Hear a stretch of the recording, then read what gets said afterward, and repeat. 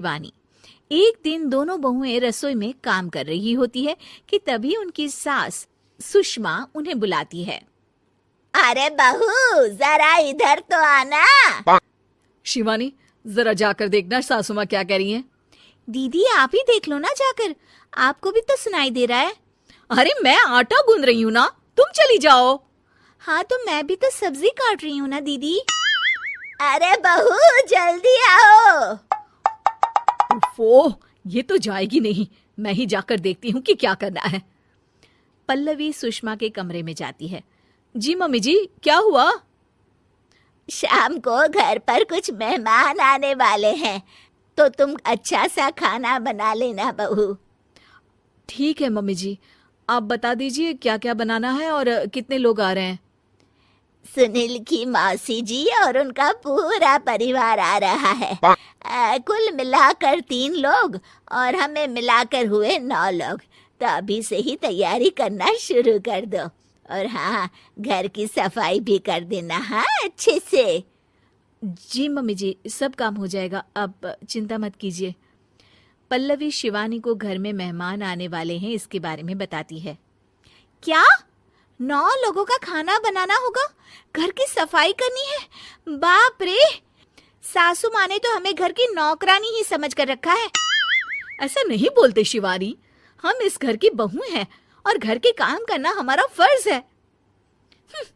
दीदी तो है ही सासू माँ की चमची, जब देखो सासू माँ सासू माँ। मैं तो इतना सारा काम नहीं करने वाली। शिवानी कपड़े लेकर गमला साफ कर रही होती है और चक्कर आने का नाटक करने लगती है। मेरा सर चकरा रहा है। तभी वहां पल्लवी और सासू माँ जाते हैं। अरे बहू, क्या हो गया तुम्हें? मम्मी जी, बहुत तेज सर में दर्द हो रहा है। तुम एक काम करो शिवानी, आराम कर लो। नहीं नहीं दीदी, घर में मेहमान आने वाले हैं, मुझे आपकी मदद करनी चाहिए। अरे कोई बात नहीं शिवानी, तुम आराम कर लो, मैं सब काम कर लूंगी। ठीक है दीदी, अगर आप इतना कह रही हैं तो आराम कर लेती हूँ। शिवानी आराम से अपने कमरे में मैगजीन पढ़ रही होती है। इसे कहते हैं आराम की जिंदगी। इतना सारा काम। चलो सारा काम खत्म हो गया, शिवानी को देख आती हूँ। शिवानी अपने कमरे में ईयरफोन में गाने सुनते सुनते सो जाती है और उसके साइड में मैगजीन भी रखी होती है। पल्लवी वहां आ जाती है और वो सब देखती है।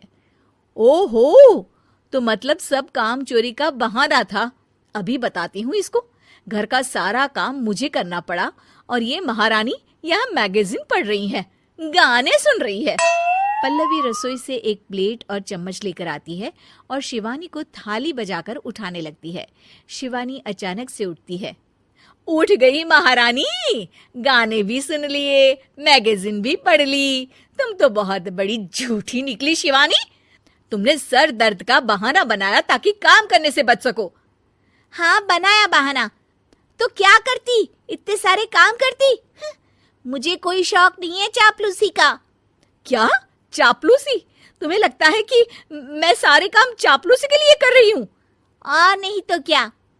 तभी वहां सासू माँ आ जाती हैं। अरे बहू, वो लोग बस आने ही वाले हैं, तुम तैयारियां कर लो। जी सासू माँ, तुझे तो मैं बाद में देखती हूँ। सब खाना खाने बैठते हैं और खाना शुरू करते हैं। तभी सुनील की मौसी बोलती है। वाह भाई वाह, खाना तो बहुत ही अच्छा बना है सुषमा जी, एक एक चीज में क्या स्वाद है। ये सुनकर शिवानी मुंह बना लेती है। उसे अपनी जेठानी की इतनी तारीफ रास नहीं आती। आपकी बहुएं तो बहुत ही अच्छा खाना बनाती हैं। हाँ, बनाती तो दोनों ही अच्छा है, पर आज ना ये सारा खाना बड़ी बहू ने बनाया है। छोटी बहू की तबीयत ठीक नहीं थी, सो इसलिए। मानना पड़ेगा सुषमा जी, आपकी बड़ी बहू तो बहुत ही गुणवान है। पल्लवी की तारीफ सुनकर शिवानी को जलन होती है। पल्लवी ये सुनकर खुश हो जाती है और शिवानी की तरफ देखकर उसे चिढ़ाती है। कुछ देर बाद मेहमानों के जाने का वक्त हो जाता है। मौसी जी सबके लिए उपहार लाई होती है, वो सबको शगुन के पैसे देती हैं और अंत में पल्लवी के पास आती है। तुम्हारे लिए शगुन का लिफाफा तो है ही, पर बहू तुम्हें एक और उपहार भी मिलेगा इतना अच्छा खाना बनाने के लिए। मौसी अपने सोने के कंगन निकालकर पल्लवी को पहना देती है। ये लो, ये मेरे मनपसंद कंगन है, अब से ये तुम्हारे हुए। धन्यवाद मौसी जी।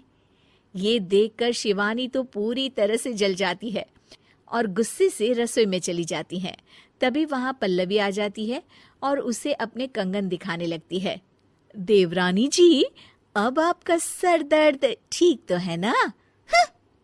मुझे लगता है कि अब सर दर्द शुरू हो गया होगा आपका।